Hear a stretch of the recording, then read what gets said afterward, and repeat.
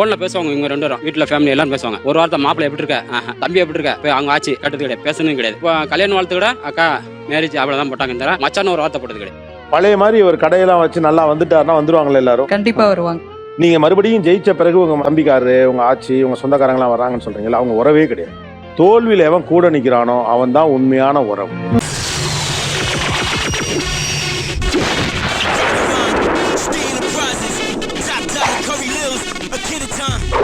நீ போய் வாழ் கூட ஜாலியாரு, எனக்கு ஒரு சின்ன வேலை இருக்கு, முடிச்சுட்டு வந்துடுறேன். இப்ப இங்க வந்திருக்கிறவங்களுடைய கணவன்மார்களை விட மனைவிமார்களுடைய சம்பளம் அதிகமாக இருக்கிறது. Ladies matter. என்னது லேடிஸ் மேட்டரா? இங்க நான் தனியா தொழில் வச்சிருந்தேன் சார். வந்து இவங்க தம்பி, இவங்க தங்கச்சி கல்யாண நாள் கூட்டா உடனே வந்துருவாங்க.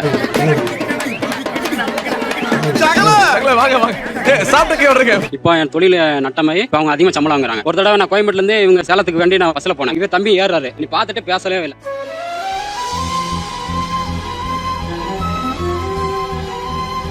ஃபர்ஸ்ட் நீங்க பொண்ணு பார்க்க வந்தீங்கல்ல, அப்ப நீங்க என்ன பண்ணிட்டு இருந்தீங்க? நல்லா சம்பாதிச்சேன் சார். நல்ல சம்பாத்தியம். ஆமா சார். ஓகே, அப்ப மரியாதை இருந்துச்சு.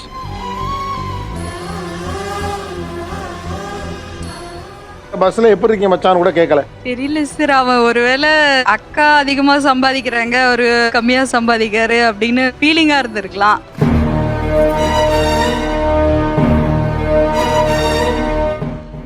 உங்க மச்சானை கூப்பிட்டு ஏன்டா பேசலன்னு கேட்டாங்களா இல்லையா? கேட்கல சார்.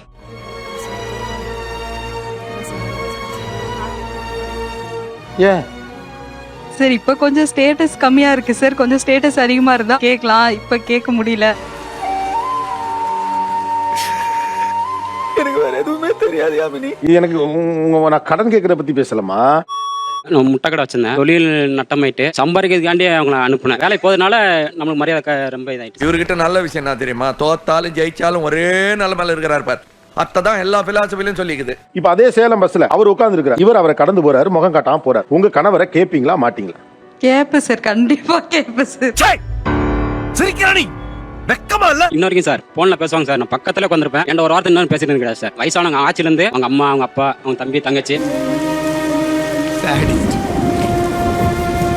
எந்த இடத்துல உங்களுடைய மரியாதை மிஸ் ஆகி போச்சு, விட்டு போச்சுன்னு நினைக்கிறீங்க?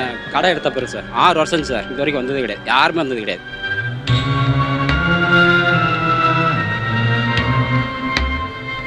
இப்போ கல்யாண வாழ்த்து கூட அக்கா நல்லா இருக்கீங்களா, மேரேஜ் அவ்வளவுதான் போட்டாங்க, தவிர மச்சான ஒரு வார்த்தை போட்டது கிடையாது. ஆனா உண்மையா மனசுக்குள்ள இதெல்லாம் எவ்வளவு வலியா இருக்கு. எனக்கு கவலை இல்ல, எனக்கு கவலை.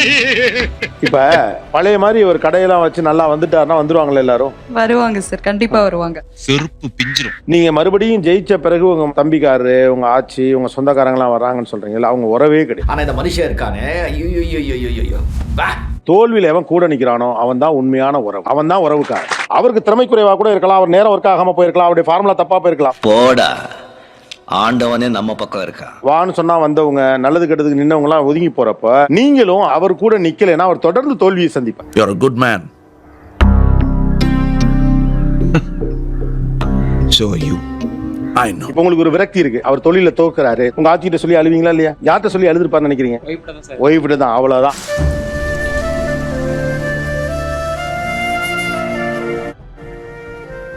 தான் ஈகோவை விட்டுட்டு உங்களை தவிர ஆள் இல்லைன்னு தன் தோல்வியை ஒப்புக்கொண்டு உங்ககிட்ட அழுகிறாருல.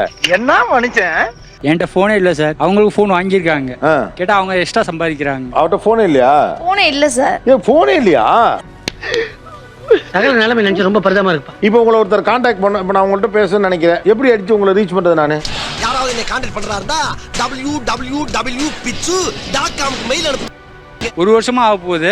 இஞ்சி கூட கேட்டேன் நானு, கொஞ்சம் போன் இமெயில்னாச்சும் வாங்கி கொடு அப்படின்னா, இல்ல வேணாம். ஒரு ஆம்பளை கதறி கதறி அழுதுகிட்டு இருக்கே, அள வச்சு வடிக்க பாக்குறேன். 12 மணி நேரம் வேலை பார்த்துட்டு ஒரு 10 நிமிஷம் ரிலாக்ஸ், நம்ம போன்னா வெளியே வந்து உட்காந்து பார்க்கலாம் சார்.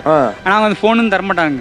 இதுக்கப்புறம் தான் அந்த பகவானோட லீலைகளை நீ பார்க்க போற. யோசிச்சு பாருங்களேன், ஒரு வீட்டுல ஒரு கணவர் மனைவி தூங்குனதுக்கு அப்புறம் போனை எடுத்து நீ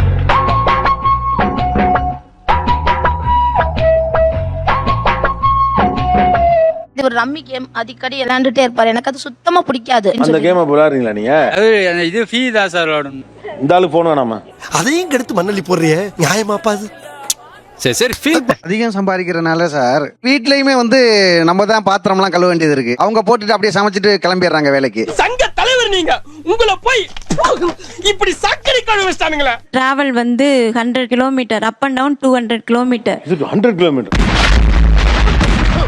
ஒரு நாளைக்கு 200 கிலோமீட்டர் நான் டிராவல் பண்றேன். ஏங்க 100 கிலோமீட்டர் டிராவல் பண்ணிட்டு வீட்டுல வந்து வேலையும் நான் பார்க்கவே முடியாதுங்க. உங்க சௌரியத்துக்காக இங்க குடியிருக்கிறீங்க. ஆமா சார். ஒரு நாளைக்கு 100 கிலோமீட்டர் டிராவல். ஆமா சார். வேலையை விட்டுட்டு சார். வேலையை விட்டுட்டுமா? ஏன்? இருக்கட்டும், வீட்டுல இருக்கட்டும். இந்த மாதிரி வேலையை பார்த்துட்டா நிம்மதியா கூட இருக்கலாம். இதெல்லாம் ஒரு பொழப்பா? நல்லா உட்கார்ந்த இடத்துலயே நீங்க எல்லாம் ஒரு முதலாளி. இப்ப நான் ஒரு ஆப்ஷன் சொல்றேன். சொல்லுங்க. 3 ஆப்ஷன். அது என்ன 3 தகுதி? ஆப்ஷன் ஏ, நீங்கள் வேலையை விட்டு சிவகங்கையில் போய் செட்டில் ஆவது. நெக்ஸ்ட். ஆப்ஷன் பி, வேலையை விடாமல் சிவகங்கையில் இருந்து கொண்டு தினந்தோறும் 200 கிலோமீட்டர் பயணம் செய்வது. நெக்ஸ்ட். ஆப்ஷன் சி, அந்த 3 பாத்திரங்களை நீங்கள் துலக்கி வைப்பது. ஆப்ஷன் சிஏ பார்த்தறேன் சார். ஆப்ஷன் குழந்தையோட ப்ராக்ரஸ் வந்துச்சுன்னா ஃபர்ஸ்ட் அவர் சைன் பண்ணுவாரு சார். பேரண்ட் சிக்னேச்சர்னு தானே இருக்கு, நான் போட்டா என்ன? அவனை சிரிக்க வேணா சொல்றா, அசிங்கமா இருக்கு. நீ அசிங்க பண்ணந்தாண்டா அவன் சிரிக்கிறான். ஏய், சிரிக்கும் போது அவன் மூஞ்சி அசிங்கமா இருக்கா? நம்ம படிக்கல, நம்ம மக படிக்கிறது, நம்ம ஒரு அன்பு பாசத்தோட சைன் பண்ணணும் ஒரு ஆசை. அதாவது அதுக்கு தான் படிச்ச பொண்ணு கல்யாணம் பண்ண. கிரிக்கெட் ஆடலாம், பரதநாட்டியம் ஆடலாம், கத்தகளி கூட ஆடலாம்டா. ஆனா ஆணவத்துல மட்டும் ஆடவே கூடாமச்சு. நீங்க சொல்லலாம்ல, போமா அப்பாட்ட கையெழுத்து வாங்கிக்க அப்படின்னு. அவர் அதை சங்கடப்படுறாருன்னு உங்களுக்கு தெரியுது தானே? இங்க பாரு, ஏதாச்சும் ஒரு பக்கம் ஆட்டு. அவரு சோசியல் சயின்ஸ்னால என்னன்னு தெரியாது, அதே நாங்க படிச்சுதான் காட்டணும். அதெல்லாம் அவருக்கு தெரியாது, அதனால தெரிஞ்ச பிள்ளைய கட்டினாரு. ஒரு அளவுக்கு மேல வேணா வேற ஏதாவது வார்த்தையை பேசி விட்டுருமோன்னு வேற பயமா இருக்கு. பார்த்த உடனே சைன் பண்ணிடுவேன் சார். அவர் 1 மணி நேரம் உட்காந்து பாத்துட்டு இருப்பாரு சார், அது என்ன ஏதுன்ட்டு. அவருக்கு சோசியல் சயின்ஸ் தெரியாம இருக்கலாம், ஆனா புள்ள ஜெயிக்குதுங்கிறது தெரியுது சார். அது சீக்கிரமா சைன் பண்ணதானே சார், லேட்டா பண்றேன். எனக்கு ஒரு ஆசை, நம்ம படிச்சு பெரியாளன்னு ஒரு ஆசை. படிப்பு இல்ல. இப்ப என் மகளை நான் அவ ஆசை நம்ம நிறைவேற்றணும். நீ படிச்சு பெரிய டாக்டர் ஆகணும்டா. நீங்க யோசிச்சு பாருங்களேன், 5 சப்ஜெக்ட் இருக்கு. அது ஒரு அப்பங்கார 1 மணி நேரம் பாக்குறானே, எப்படி பாக்குறான்? அந்த 1 மணி நேரம் பாக்குறதுல என்ன இருக்கு? என் வீடு முழுக்க இருக்கிற என் அப்போட வேதவச சொல்லும் அவர் எனக்காக படுற கஷ்டத்தையும் உழைப்பையும். நீங்க அதை என்னைக்குமே யோசிச்சது? 1 மணி நேரம் இல்ல சார், 1 மணி நேரம் உட்காந்து ஏபிசிடி படிச்சிட்டு இருப்பாரு சார். சார் அவர் இன்னும் 90ஸ்லயே இருக்காரு சார், ஃபியூச்சருக்கு வர மாட்டேங்கிறாரு சார். அதான் சார் பிரச்சனை. ஏன்டா எதுக்கு எடுத்தாலும் லூசு மாதிரி ஈனி சிரிச்சிட்டு இருக்க? ஓகே, அந்த லட்சுமி செராமிக்ஸ் அந்த கிஃப்ட் எடுத்துட்டு வாங்க.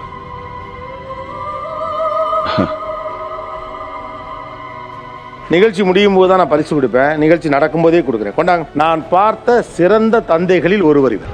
புகழு என் செல்லமே. பாப்பா வாடா, ஒடியா ஒடியா ஒடியா ஒடியா வா வா. சூப்பர், அப்பாவுக்கு நீ பரிசு கொடு. ஒடியா வா. மனுஷன் அப்பா ப்ராக்ரஸ் ரிப்போர்ட் பார்த்துட்டு வந்து என்ன சொல்லுவாங்க? இன்னும் நல்லா படிப்பாப்பா. நீ படிச்சு பெரிய டாக்டர் ஆகணும்டா. சரிப்பா. ஆக்சுவலா உங்க அப்பா தோத்து போயிட்டாருன்னு எல்லாம் சொல்லிட்டு இருக்காங்க. இல்ல, அவர் நிஜமாலே தோக்கல. சூப்பர். எப்படி உனக்கு அப்பா அவ்வளவு புரிஞ்சிருக்கு? அவர் படிக்கலாம்னா நான் நல்லா படிக்கணும், அவருக்கு ஒரு ஆசை.